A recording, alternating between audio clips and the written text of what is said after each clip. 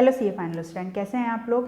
जैन 26 का एग्जाम खत्म हो चुका है और उसके रिव्यूज़ आप तक पहुंच ही गए होंगे। आईसीआई का इस बार पेपर टफ था। आईसीआई ने अपना अप्रोच चेंज किया। अगर आपने अपना अप्रोच अभी तक चेंज नहीं किया है, अपने सेम स्ट्रेटेजीज फॉलो कर रहे हैं, ब्लाइंडली प्रिपेयर कर रहे हैं, तो आपके लिए May 26 का एग्जाम टफ हो सकता है। इसके लिए मैंने आपके लिए लास्ट 5 अटैम्प्ट का पेपर एनालिसिस लेके आई हूँ, जो आपको रेफर करना बहुत ज़रूरी है अपनी रिविजन प्लान करने से पहले।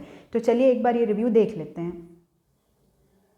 चलिए तो हम इस एनालिसिस को एक बार रेफ़र कर लेते हैं।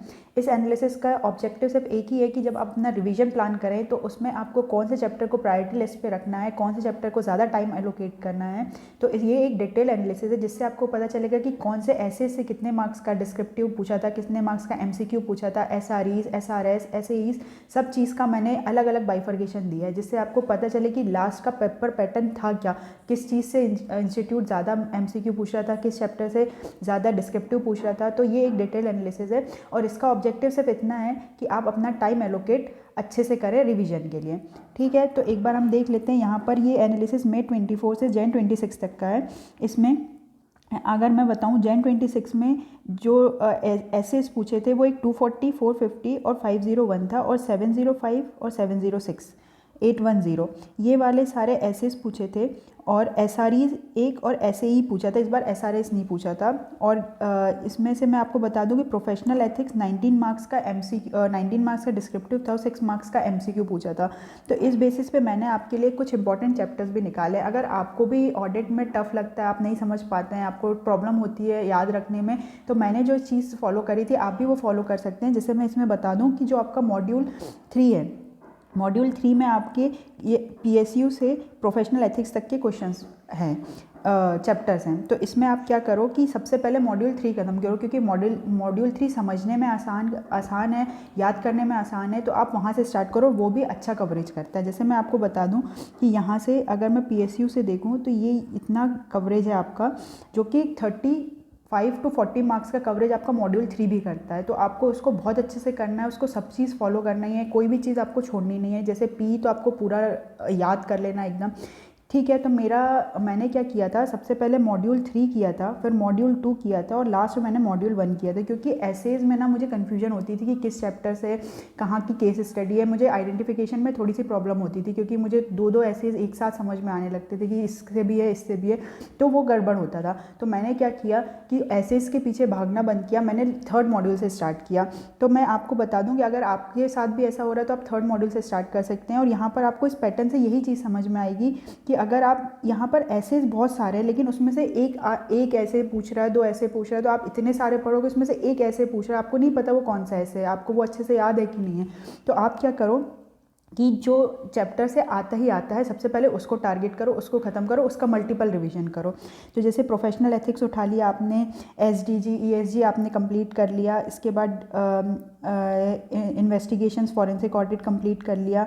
फिर उसके बाद ये जब आप 3rd मॉड्यूल ख़त्म कर लोगे तो उसके बाद आप उठाना 2nd मॉड्यूल से आप उठाना ऐसे 800 की सीरीज़ कंप्लीट करना, SREs करना, SRS करना और SAE करना, क्योंकि ये न्यूली ऐड हुआ है, इसमें नंबर ऑफ़ क्वेश्चंस कम है।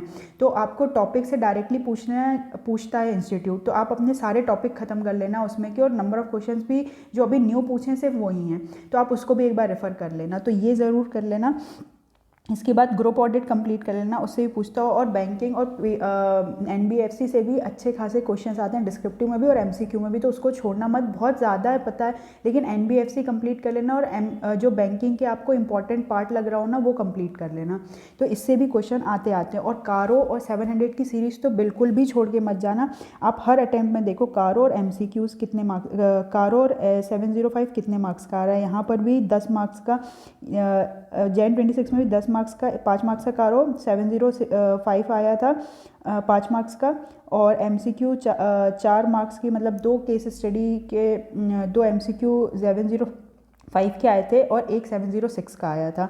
तो ये भी आपको अच्छे से करके जाना है, कारो बिल्कुल मत छोड़ना। फिर उसके बाद आप उठाना फर्स्ट मॉड्यूल में, और सबसे पहले जब आप 2nd मॉड्यूल उठा रहे हो तो 2nd मॉड्यूल में एक चीज़ और ऐड कर देना, चैप्टर नंबर 1 SQC 1 और 220 से भी क्वेश्चंस कंपलसरी आते ही आते हैं। तो मैंने जो इंपॉर्टेंट लिस्ट बनाई है ना, देखो इसमें सबसे पहले मैंने बनाया प्रोफेशनल एथिक्स, फिर SQC 1 220, 700 की सीरीज़ कारो, NBFC, SREs और आपका जो ESG वाला चैप्टर है ये बहुत इंपॉर्टेंट चैप्टर्स है, इसमें से आते ही आते हैं, तो आपको बिल्कुल भी छोड़ के नहीं जाना है।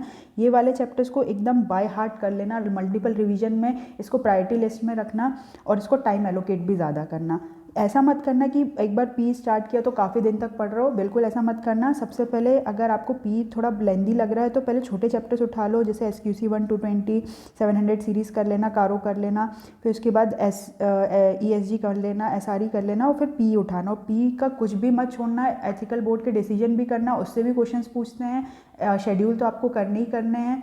आप इस प्रोफेशनल एथिक्स में बिल्कुल कुछ भी मत छोड़ना, क्योंकि इसके क्वेश्चंस आराम से बन जाते हैं। और ऑडिट का पेपर ऐसा है ना कि वो एवरेज पेपर भी आता है तो वो आपका एग्रीगेट नहीं बना सकता, क्योंकि आप क्या लिख के आ रहे हैं, उनको क्या मार्किंग स्कीम है।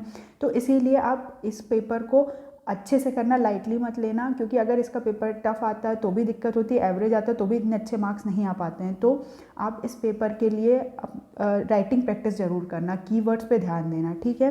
ये PDF मैं अपने टेलीग्राम चैनल पे शेयर करने वाली हूँ, तो आप वहाँ से रेफ़र कर सकते हैं। और अगर आपको कुछ फीडबैक देना है, आपको कोई और टॉपिक पे कोई और वीडियो चाहिए, तो आप कमेंट में ही बता सकते हैं। और इस वीडियो को लाइक करना, अपने फ्रेंड्स के साथ शेयर करना, और जल्दी मिलते हैं हम अगले वीडियो में। Bye bye.